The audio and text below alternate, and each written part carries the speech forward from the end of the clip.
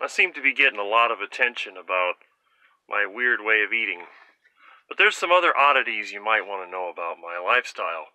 Believe it or not, this is the bedroom that I grew up in as a kid. And I lived here up until about the 1990s. It's basically a storage room now. But there's a little something in here that I had almost forgotten about myself. And I'll show you what it is once I can get it to turn on. Somewhere around here. Oh, here we go. There we are. If you'll notice, this is the bed.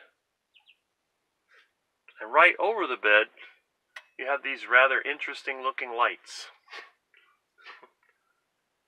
Over here, behind this charger headlight door, is a high voltage transformer. Wires run over here, and up here, to these glowing tubes. Now what are they? When I was in high school, a couple of years after I started this diet, I got really interested in a lot of unusual things. And one of those things I got interested in was neon signs.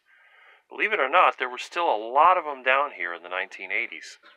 Little by little over time, they've all been removed, destroyed, and now they're all gone, except for one, which is at the Frankie's Pizza. Everything else is gone. But this was my first example of experimentation when I set up a process for making these cold cathode lights. These were my practice tubes. You can see this one over here has neon in it with a phosphor color. This one has argon, which is blue. This is also neon with a phosphor color. And this is argon with another phosphor color. I was able to make that one yellow. This one here is a more pinkish red. This one over there is a whitish blue. And that one is also the pinkish red. I have some others that I did that were clear. I tried different gases. I tried helium and got kind of a yellowish glow. And of course the neon and argon. I tried another gas. I don't remember what it was, but it didn't work. And this was a project that took some time and some ingenuity.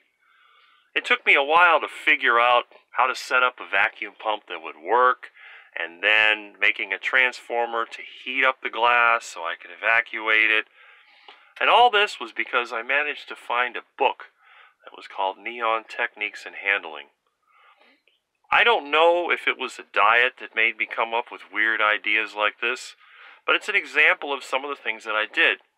And you'll also notice, if you look on the wall, here's a little matchbox that somebody gave me at one time.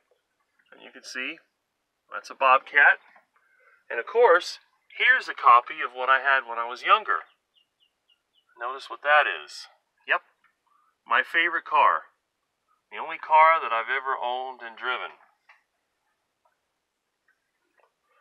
It may be unusual, but there's always something to be discovered.